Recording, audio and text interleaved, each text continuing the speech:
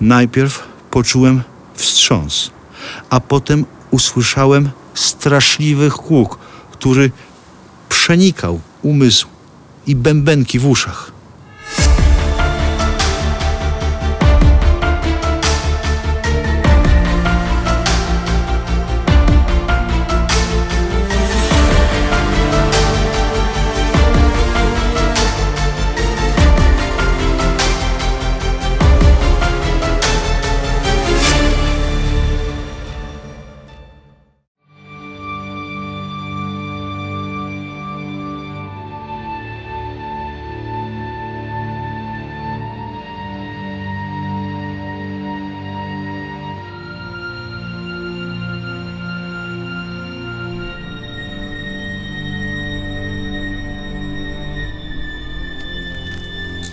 Witam Was serdecznie w kolejnym odcinku mojego autorskiego kanału Łukasz Kazek History Story. Myślę, że większość z Was wie, ale ci, którzy jeszcze nie wiedzą, przypominam, że widujemy się tylko i wyłącznie tutaj w każdy wtorek o godzinie 20. Jesteśmy na terenie Dolnego Śląska, Gór Sowich, i dziś będzie opowieść o historii XX wieku, trudnej historii związanej z II wojną światową. Jestem na terenie dawnej niemieckiej kopalni. Później nazywała się ona Wacław. To jest Ludwikowice Kłodzkie, kiedyś Molkerstrasse, Ludwigsdorf, dzisiaj ulica Fabryczna, Ludwikowice Kłodzkie. Ta kopalnia w latach 20. i 30. XX wieku uważana była za jedną z najbardziej nowoczesnych i najbardziej rozbudowanych kopalni, jeżeli chodzi o zmechanizowany system wydobycia węgla. Można powiedzieć cudo techniki XX wieku w Europie. Ale miała też jeden szkopuł. Była jedną z najbardziej niebezpiecznych, jeżeli chodzi o zagazowanie podziemnych chodników dwutlenkiem węgla. Chodziło o to, że na początku, kiedy z tych niższych partii bardzo szybko wybrano pokłady węgla, musiano wgryzać się coraz głębiej, aby dochodzić do tych głębszych, bogatszych złóż. I wtedy dochodziło do wyrzutów skalnych z gazem. Tylko w latach 1915-1930 odnotowano tutaj 75 takich wyrzutów skalnych z dwutlenkiem węgla. Jeden miał miejsce 9 lipca 1930 roku. I właśnie ten okazał się jednym z najbardziej tragicznych w historii w ogóle górnictwa na świecie. To właśnie wtedy, w tym czarnym dniu, 9 lipca 1930 roku, zginęło tu 151 ludzi.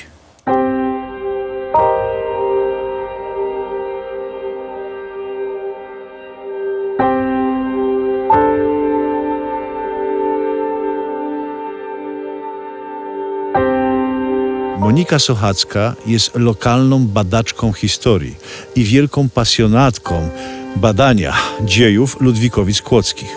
Posiada również świetną stronę na Facebooku Ludwikowice Kłodzkie w Górach Sowich. To właśnie ona zainspirowała mnie do stworzenia tego odcinka.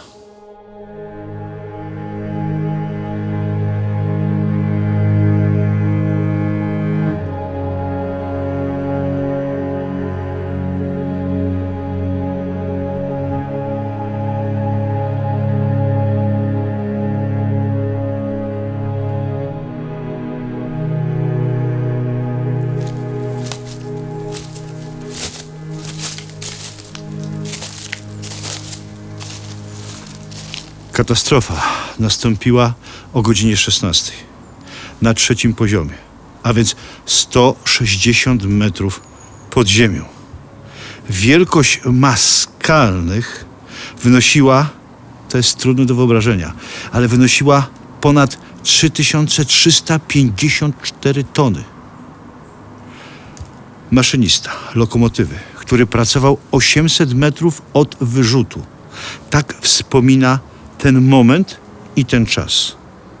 Najpierw poczułem wstrząs, a potem usłyszałem straszliwy huk, który przenikał umysł i bębenki w uszach.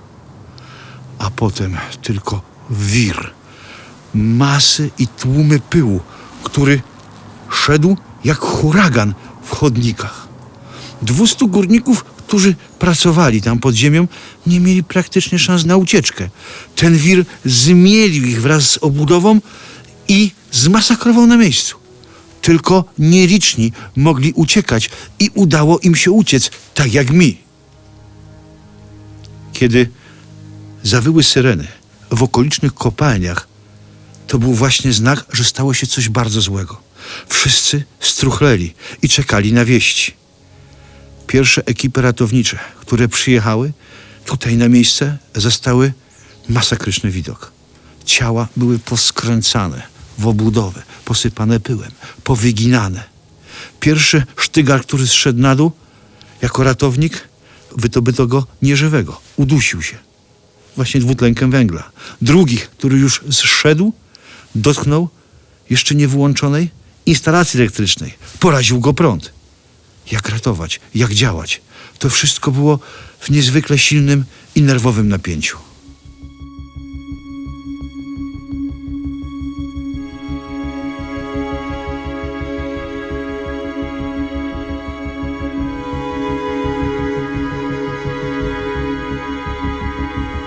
Do kopalni i pod szyb zjeżdżają wszystkie możliwe jednostki ratownicze, które w tamtym czasie udało się błyskawicznie zmobilizować i tutaj ściągnąć.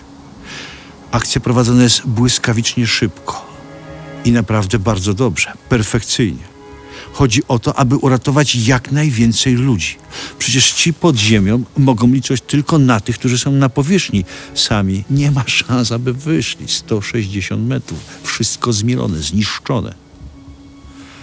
Do północy udaje się wyciągnąć 49 górników, żywych, ale też 67 ciał.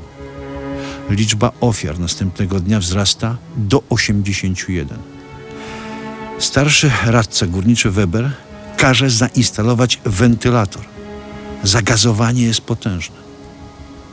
Górnicy schodzą w dół, ale pęd powietrza jest tak silny, że dosłownie zrywa im maski przeciwgazowe z twarzy.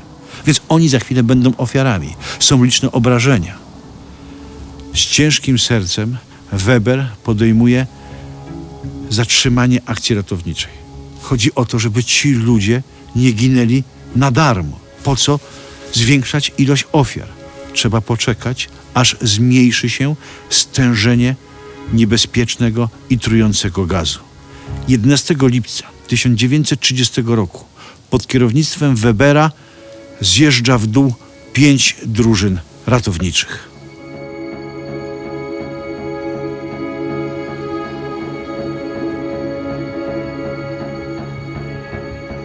Cała ta katastrofa odbiła się szerokim echem w Europie.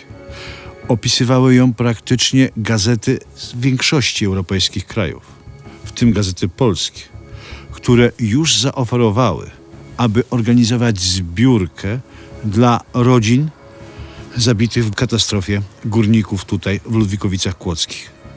Zagraniczna prasa i gazety tak właśnie relacjonowały to wydarzenie. Sceny odbywające się pod bramą fabryki, tam gdzie wisiała tablica ogłoszeń, były dantejskie. Co chwilę wymowną ciszę przeszywał ryk albo wycie kobiet, które nagle rozpoznały po wynoszonych ciałach męża, syna, brata, kuzyna, kogoś bliskiego. Kostnice nie były w stanie pomieścić takiej liczby zwłok. To wybuchło nagle. To były małe miejscowości. Największe miasto to Neurode, dzisiaj Nowa Ruda. Praktycznie co chwilę wybuchał gorzki szlok i atak spazmów na widok zabitego członka rodziny. W Molke, właśnie w fabryce w Molke, przygotowano specjalną halę, gdzie zwłoki kładziono w trumnach. I dostęp do nich mieli tylko i wyłącznie rodziny, które straciły bliskich w tej dużej katastrofie. To była potężna tragedia. Większość górników pochodziła z tych niewielkich wsi albo miejscowości, jak Kunzendorf, dzisiaj Drogosław, Hausdorf, wieś łańcuchowa w górach Sowich, czy Ludwigsdorf, tutaj gdzie jesteśmy. Z Neurode, z Nowej Rudy straciło życie 11 górników.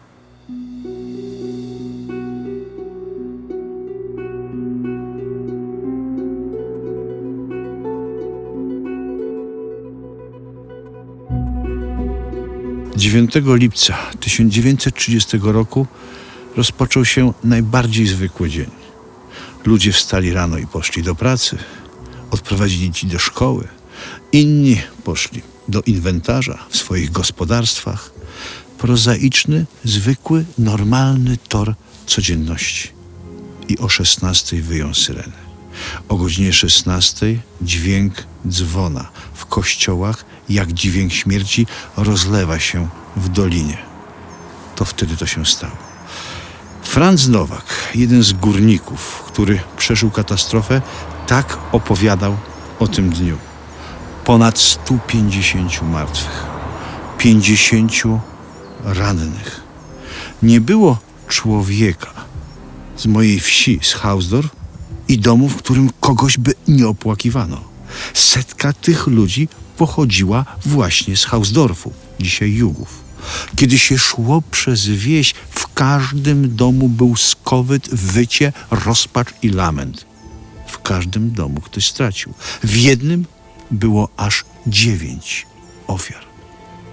I to wszystko przez chęć kapitalistycznego zysku, przez chorą kapitalistyczną ekonomię. Gubernatorzy, władze prężyły się, wysyłały kondolencje tutaj do nas, wiły się, a wcześniej nie interesowały się nami i naszymi głodowymi pensjami. Wysyłały kondolencje do władz kopalni, a więc do tych, którzy zamordowali tych ludzi, którzy byli winni temu, że nie zostało to w ten sposób zabezpieczone. Franz Nowak był socjaldemokratą. Stawiał opór przeciwko wyzyskowi zwykłego człowieka. Franz Nowak w styczniu 1945 roku został zamordowany przez niemieckich hitlerowców w niemieckim obozie koncentracyjnym Gross-Rosen.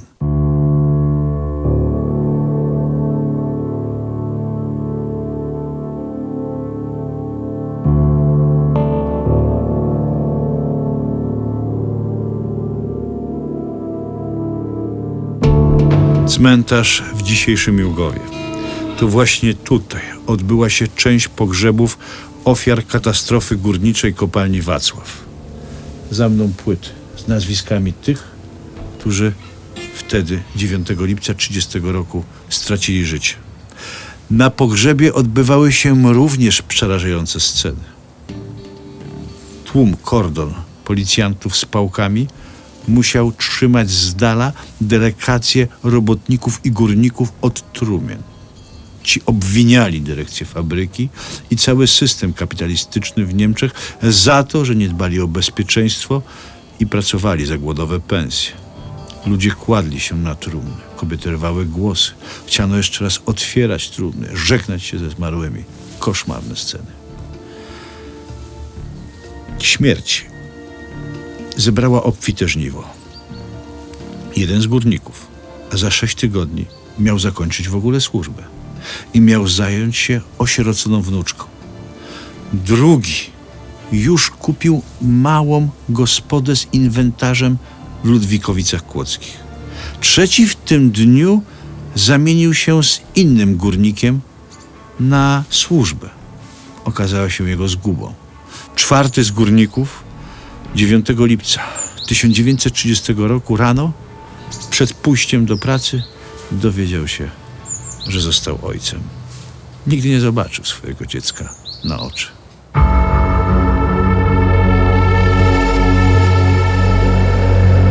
Koniecznie zajrzyjcie na stronę Moniki Sochackiej. Linki w opisie pod filmem oraz w moim głównym komentarzu. Pamiętajcie, to wy jesteście mecenasami naszych odcinków. Dziękujemy wam bardzo za każdą kawę, którą od was dostajemy, a także za wsparcie przez YouTube. Wystarczy wejść tylko w zakładkę Podziękuj i przekazać dobrowolną kwotę na dalsze podróże z historią. A my widzimy się w każdy wtorek o godzinie 20. Do zobaczenia.